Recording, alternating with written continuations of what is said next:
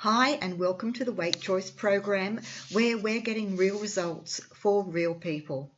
I'm Christine Sutherland, the founder of the WeightChoice method, and the reason that I began this journey some 15 years ago was because it became very evident to me that almost 100% of people were failed by existing weight loss programs, and the same goes for today. Over 15 years ago, when I devised this method, I wrote a book called Beat Craving Shift Fat. It was published internationally by McGraw-Hill, translated into a number of languages. And McGraw-Hill published this book despite the advice of some of their top executives. They were advised that the book would bomb because it was not a diet, it was not a pill, it was not a shake. It was none of those magic bullets that people were looking for at the time. And, they were absolutely right. My book bombed all over the world. But much to my delight, times have changed. And people now realize that those old weight loss methods don't work. Goodness knows they've tried them enough times. And they realize that once they finish their diet program or their exercise program, nothing has really changed. So of course, against their will even, they revert to the way that they used to be before the diet or before the exercise program. And in fact, they end up putting on even more weight because generally they've reduced their metabolic rate. And we now know that dieters actually add an extra 6 pounds per annum over and above the general population. So I'm delighted that the world is now ready for this method, and I believe it will go very viral very fast. So let's begin. The WeightChoice program has been designed as an 8-week program, but of course some people will need or want to take much longer, and that's perfectly fine. It's okay to dive in and just have a look around. It's okay to do 1 week and then take a break and come back when you're ready. It's a program that you do at your own pace because it's not a race and it really is about permanent change. So people have tried all kinds of diets, all kinds of exercise programs in order to lose weight, and sometimes they've lost that weight, but inevitably the weight comes back on. And in fact, no matter what program you've tried, our own government health statistics tell us that less than 3% of people ever manage to maintain a healthy weight. Sooner or later it comes back. And it comes back even faster and even more so than ever before. So we're going to ask you to ditch all of this. So why do these diets fail? Why do these programs fail? Because what they ask you to do is not what you naturally prefer. Your ingrained, programmed preferences and compulsions and habits are what rules you, and that's run by our unconscious mind. So unless the program actually alters what's going on in our unconscious mind, nothing changes, and sooner or later we will revert to form, even against our will. The typical diet goes like this. We call it the diet merry-go-round, and it generally starts not because somebody wants to be more healthy or fitter. It generally kicks off because we're not happy with how we look. We feel that we're unattractive. We think we're unattractive. We maybe look in the mirror and the clothes are too tight, or we just don't look nice in them, or maybe, that pair of pants just won't do up anymore. So we decide to do something about it, and that something has generally been go on a diet, which means immediately living by a set of diet rules.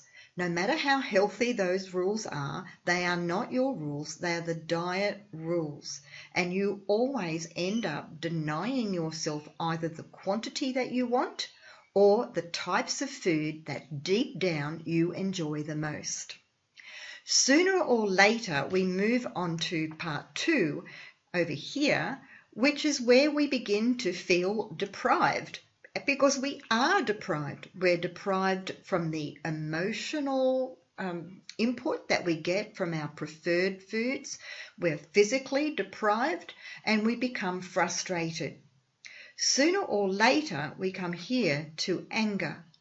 You know, there are a lot of angry dieters out there, people who are trying desperately hard to stick to the diet rules and feeling more and more upset by that and angry with themselves that it's not easy, that it takes such discipline, such willpower, and that they're doing without while everybody else around them just has what they want when they want. So finally we bust out of that. We rebel with a kind of, damn it, to hell with it. And we've got a lot of negative self-talk going on there. And as we bust out, we don't just start by having, say, one chocolate biscuit. We'll eat the whole darn packet. We are out of control at that point. We feel guilty and we feel ashamed, and often the eating is done in secret, behind the pantry door, going back to the fridge when no one is looking. We are upset with ourselves, we feel ashamed, and what do we do when we feel badly? We comfort eat. So we want to ease our stress and our fear and our anger, our upset, and we eat for comfort until we get back in front of that mirror and once again the pants won't do up, or we don't look so great in that dress anymore, and the whole cycle begins again. So this is the diet merry-go-round, or the exercise program merry-go-round that most people have been on at some time, and which you may be even on right now. We ask you to please step away from the merry-go-round. And incidentally, did you know that exercise only forms about 20% of maintaining a healthy weight? It's actually very, very minor. And in fact, there's some research that actually shows that where middle-aged women exercise, their appetite increases, and so they're more likely to eat more. So exercise is terribly important, but it should be fun. It should be playtime. You do it because you absolutely love it. And the benefits are health benefits, not weight benefits.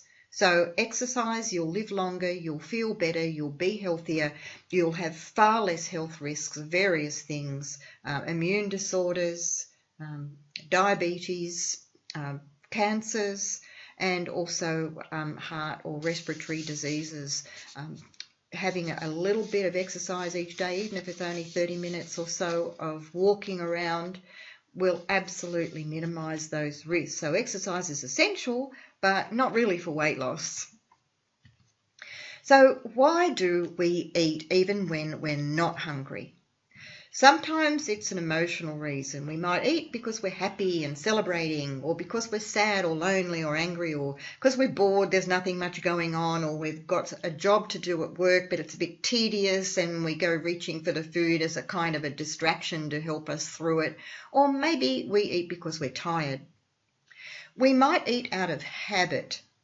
It might be that a certain time of day we look up at the clock and we think, muffin, or 1 o'clock time.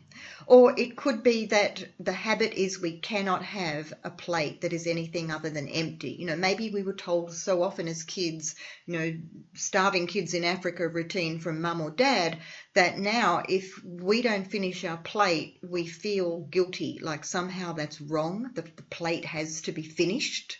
So that's a habit. It could be mindless eating, which is kind of like a habit as well. So it could be we're in front of TV or reading or working, and somehow we've become accustomed to linking that with eating or snacking. It could be we eat for a reward, which is kind of like emotional eating. Could be we've had a big day, we've been looking after the kids, we've done a lot, we're feeling a bit exhausted, and we feel like, oh darn it, let's have a packet of chips, or let's open those nuts, or whatever. It could be acceptance or social. We eat because other people are eating and we'd feel odd if we didn't. So that's a feeling. It could be simply because it's there. You know, some people, when there's a certain type of food in their pantry or in their fridge, they just have to keep going back until it's gone. And they get this feeling that somehow it'll be all okay when it's gone. So they'll just keep going back and going back, almost as if the food is calling their name. So all of these non-hungry reasons for eating that so many people do, and almost all overweight or obese people do, we're going to give you the permanent, easy, comprehensive answer to each of those, not by willpower, not by self-discipline. We're not interested in those things. We're going to change the way that your unconscious mind processes things, so this stuff just doesn't come up for you anymore, so you're absolutely free of it. So a lot of things in our life happen without our conscious choice. A lot of things are driven by our unconscious mind. So excuse me for anyone who is kind of frightened of this kind of thing. If you've got any phobias, don't look at this and I'll let you know when it's safe. But here it is. So if you're looking at this, do you go, oh, how cute, how sweet, I just can't wait to give him a little pat? Did you think that? I didn't. So do you think that if a baby saw this, the baby would react like you did? What do you think a baby would do if it saw this spider? It would probably want to have a chew on it, pick it up and have a chew on it. So the baby has no reaction to that spider other than curiosity and wondering what it tastes like. For you or for anyone to have any kind of other reaction to this spider, that's something that you've had to learn unconsciously. You didn't look at the spider and think, oh yeah, spider, hairy, yeah, I'd better get some feelings up about dislike or fear or whatever. You didn't have to do that consciously because your unconscious mind did it for you. And there are many, many other things in life that are exactly like this. So how does that unconscious processing get into your brain in the first place? How does that unconscious program make things happen in your body and cause you to react or behave in certain ways? So our knowledge of this goes back well over 100 years to a guy called Pavlov, whom you've probably heard of, because Pavlov did experiments with dogs. And it was experiments not about conditioning, really. He started experimenting with dogs because he was interested in measuring their salivation rates. So Pavlov would give the dog food and the dog would salivate, obviously. If he rang a bell, then that's not food. The dog wouldn't initially salivate at the sound of the bell. And I know this diagram has a bell and most people talk about Pavlov and his bells, but in fact it was a tuning tine just for accuracy's sake. Now what Pavlov noticed is that when he served up the food and rang the tuning tine at the same time, the dog would drool because the food is included in that. Now, if he did that a number of times, it would get to the point where without serving the food, if Pavlov simply rang the tuning tine, the dog would drool. The dog now had a conditioned response to the tuning tine. And this is very similar to what happens for human beings. And in fact, Pavlov reckoned that almost everything we human beings do is conditioned rather than as a result of free will, and this comes right down even to the way we think about ourselves, who we are, how we are in the world, what we deserve, what we don't deserve, all of our habits, all of our preferences, all of our beliefs and all of our values are in fact conditioned responses. Now the really interesting thing is Pavlov could certainly install these conditioned responses in the animals.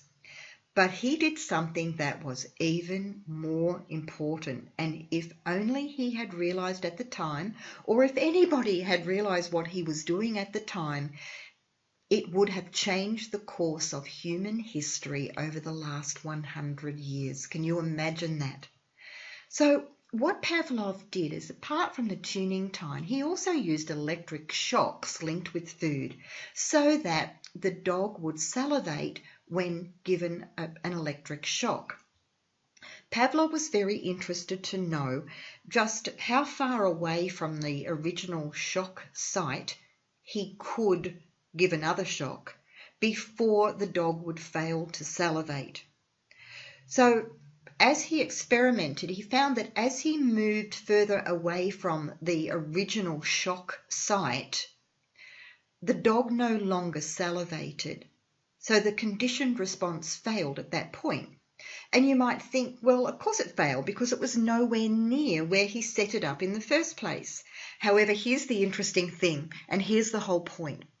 When he went back to the original shock site, the dog no longer salivated. He had unknowingly and without realizing the significance eliminated very rapidly a conditioned response. And that's exactly what we'll be doing, but without electric shocks, you'll be pleased to know. So let's look at some of the science behind this. In our brains, we have a region called the thalamus just here. And the thalamus is very interesting because it's kind of like a gatekeeper.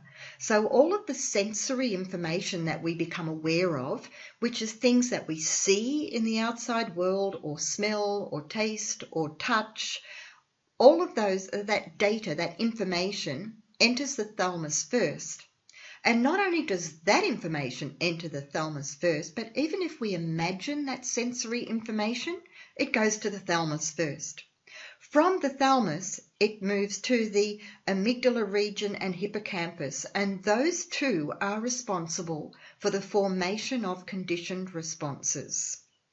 From there, the information goes to the hypothalamus and then to the pituitary gland, which unleashes a cascade of hormones throughout our system, which drive our feelings, our urges, and our behaviours.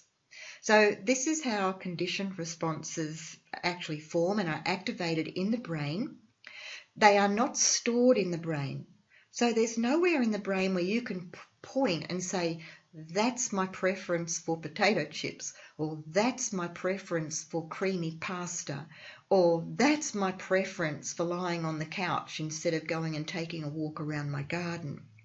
What has to happen is that conditioned response that you have, rather than being stored, actually has to be recreated every single time on the basis of some trigger or stimulus. So it has to be recreated, or as researchers call it, reformulated every time. Now, it used to be thought that conditioned responses were very robust, very tough to get rid of, and there have been some particularly brutal and unkind psychological techniques that have been devised to kind of attack these conditioned responses with an atom bomb, which have nevertheless failed because they haven't understood their nature. What we know is that conditioned responses are not robust, are not strong at all. They're incredibly fragile if only we know how to treat them. If we interrupt the reformulation of a conditioned response, we basically kill it. We eliminate it. Psychologists say that we extinguish it, or that the response is now extinct. So we trigger the conditioned response, we deliberately stimulate it by maybe thinking about a particular food, for example, and we interrupt that with some other stimulation. By interrupting it, we eliminate it forever. And that may sound impossible, but we're going to prove it to you in this first lesson. So here's a picture that we call chocolate brain.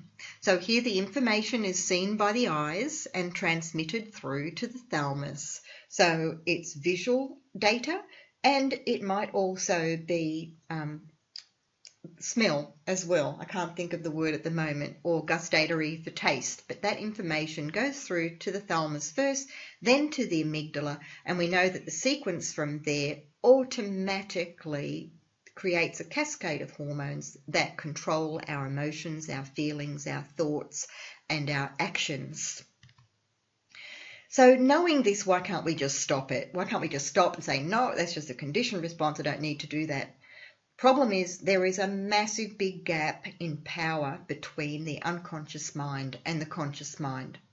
Libet says that the unconscious mind can process around 2 million bits of information every single second, whereas our conscious thinking aware mind can process only 7. How can we possibly compete with that? We're overloaded with information. And in fact, going back to this slide, all the action is happening in here. This is the unconscious part. Our thinking part is up here, where I'm pointing with the cursor. What happens when we get this kind of information and we've got this automatic stuff going on in the unconscious is that it actually tends to shut down the thinking part. So you might be aware of being lost for words, for example, at this point. It may be a bit trance-like even, because this has taken over and this is what is driving you, because you've got 2 million versus 7. There's also a very big gap when it comes to the speed of the unconscious mind versus the conscious mind. So let's say there's a stimulus, which might be, I'm going to use chocolate again because I know, you may not like chocolate, but an awful lot of people do and even have an addiction to it. So let's say we're presented with a box of chocolates.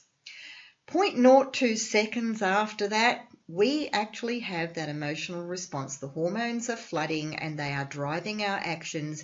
Our arm is reaching out, our hand is ready, poised. We've got the chocolate in our fingers, and we only realize that consciously a half a second later, and our first conscious thought may be, I really shouldn't be having this. But it's all over, the horses have bolted. So in traditional psychology, what's happened is that all of the attention has been here. Whether that's been cognitive behavior therapy, my pet hate, or whether it's been the new mindfulness techniques or acceptance and commitment therapy, it's all working with the person here when the horse has already bolted. This to me is absolutely crazy, because the change needs to happen right here. At the level of the conditioned response, this is what we need to extinguish. When we extinguish this conditioned response, we have different thoughts, feelings, and behaviors, and our conscious thoughts automatically change. How could they possibly stay the same? Can you see the sense in this? So the golden rules of extinction, getting rid of these conditioned responses. And please keep in mind, you are not your conditioned responses. Those are things that, they're like little blips in the brain. They're things that you've accidentally learned unconsciously that you had no intention of learning. They're accidents. So you are not them. Conditioned responses are not set in cement. They are incredibly fragile, and provided you have the correct technique, can be very quickly and easily and safely extinguished. All you need to do is interrupt their reformulation, and if you do that accurately enough, they will not come back. Now, I am not the only person to make this claim. Countless researchers are heading in this direction right now. This is just a few of them. There are hundreds and hundreds. Way back in 2001, I was doing research, which is black box research really, which was applying a technique to try to eliminate a conditioned response. It was very successful. One of my studies was peer-reviewed and published in a US academic journal, but I didn't have the resources to actually measure what was going on in the brain. These people obviously do, and their research absolutely backs up what I've been saying for the last 15 years, and I am more than excited to see this brilliant research, this cutting-edge research going on right now, proving that if we interrupt a reformulation of a conditioned response, we will eliminate it.